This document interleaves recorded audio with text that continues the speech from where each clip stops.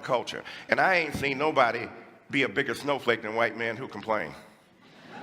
Mommy, they won't let us play and have everything we used to have under the old regime where we were racist and supremacists and dominant and patriarchs and hated gays and lesbians and transsexuals. That, yeah, you got to share. This ain't your world, this everybody's world. And let me invite. Good point. Jordan, let's have you jump in on this idea of what you see as the pernicious danger of groupthink when it comes to ethnicity, when it comes to gender. Why do you think that's one of the primal sins, in your view, of quote, political correctness? Well, I think it's one of the primal sins of identity politics players on the left and the right, just to be clear about that. Personally, since this has got personal at times, I'm no fan of the identitarian right. I think that anybody who plays a game, a conceptual game where group identity comes first and foremost, risks an exacerbation of tribalism. It doesn't matter whether it's on the left or the right. Allow him to see clearly the issues that are before us. But that is to be complicit in the very problem itself terminologically. You're beginning at a point that's already productive and controversial. You're saying, how can he get his equality back? Who are you talking about? Jordan Peterson? Trending #1 on Twitter? Jordan Peterson? With an international bestseller? I want him to tweet something out about me in my book. Jordan Peterson, right?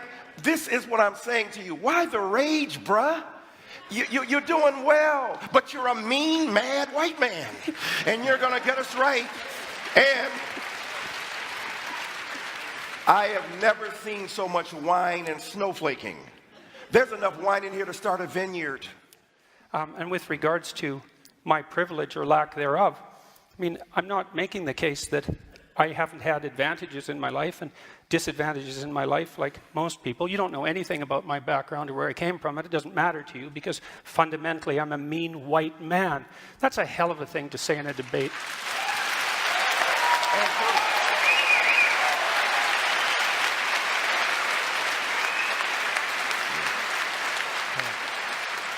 Let me just say. Very, very brief, because I want to move on to men and women. The mean, mad white comment was not predicated upon my historical excavation of your past.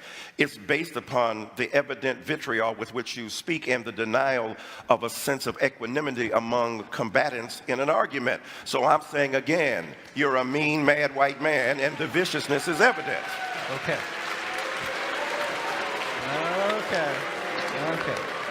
Let's reset. Change the decks here. Let's talk about another big factor. Well, I think I'm going to point out two things again. The first is that my question about when the left goes too far still hasn't been answered. And then the second thing I'm going to point out is that, you know, it's conceivable that I am a mean man. You know, I mean, maybe I'm meaner than some people and not as mean as others. I think that's probably more the case. But I would say the fact that race got dragged into that particular comment is a better exemplar of what the hell I think is wrong with the politically correct left than anything else that could have possibly happened.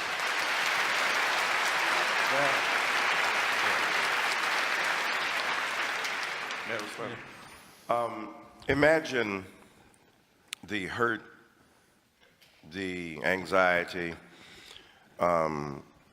the insult that you might genuinely feel, according to what I felt was an appropriate comment of description at the moment of its expression. But imagine now those hurt feelings and not hurt. Okay, you feel great. You feel great about it. That's really different. I'm not a victim. I'm not hurt. I'm appalled. You're not hurt. Okay, you wouldn't be a victim. So what's interesting is that whatever non-traditional feelings of empathy you endure at this particular point, the point is, imagine then the horrors that so many others have had to put up with for so long when they are refused to acknowledge their humanity. Now, I take your point seriously. So your group of let me finish. Let me finish, though. Let me finish. To me. Let me finish, sir. That figures. You're not my inquisitioner, okay? What I'm saying to you is that we need to an indigenous or First Nations community where we're able to engage in some of the lovely conversation, but also to listen and hear. And when I added race to that, I was talking about the historically evinced inability to acknowledge others' pains equally to the one that they are presently enduring. So, as a human being, I love you as my brother, but I stand by my comment. Well, I've seen the sorts of things that you're talking about. I happen to be an honorary member of an indigenous family, so don't tell me about what I should go see with regards to oppression. You don't know anything about me. You asked me a question, I gave you a response. Yeah. You gave me a generic response, a It's not generic race-based towards response. you. Jordan Peterson, I would like for you to come with me, Michael Eric Dyson, to a Black Baptist church. You been to one of those? I would be happy to do that, by the way. Okay, all right, I'm gonna hook you up. Okay, All right. good. We'll make sure that happens.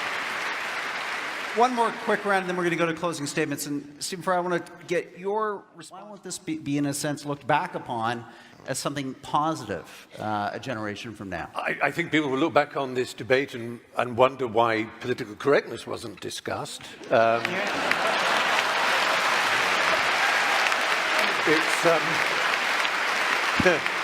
I said it was. Century, and to define how you think standard left-wing thinking, which has a valuable place, goes too far, since it obviously does. Has the right gone too far? Has the right gone too far? Of course the right How? has gone Tell too us far. how. Well, how about Auschwitz? I mean, Well, what I was else? talking about 20th Is that the century right? politics. What else? What more recently, what has gone wrong with the right? It's threatening to go too far in identitarian Europe, that's for sure. It's gone too far in Charlottesville. It went too far in Norway. Like, how long a list do you want? And why am I required to produce that? To show you that I don't like the identitarian us, right? I just thought I'd ask you. I was actually asking you a question. So your assumption is somehow that I must be on the side of the right. It's like, look, the right hasn't occupied the humanities and the social sciences. It's as simple as that for me. If they had, I'd be objecting to them. Say that again, I didn't hear that. The right has not occupied the social sciences and the humanities. And the left clearly has. The statistical evidence for that is overwhelming. Sir, what about IQ testing in terms of genetic inheritance? But there's no way I'm going to agree that political correctness is the way to address any of that. And there's plenty of evidence to the contrary, some of which I would say was displayed quite clearly tonight.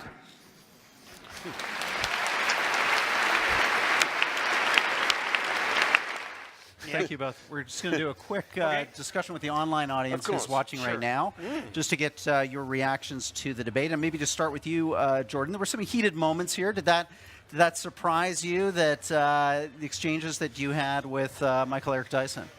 Well, I wouldn't say it surprised me. Well, I suppose it probably did. It just didn't seem like a very good tactical move. You know, and I stand by what I said. I don't see any reason at all that my racial identity needed to be dragged into the discussion, independent of my personality proclivity. And what I tried to, in terms of giving a brief genealogy, we didn't have political correctness as long as white, straight men were in charge.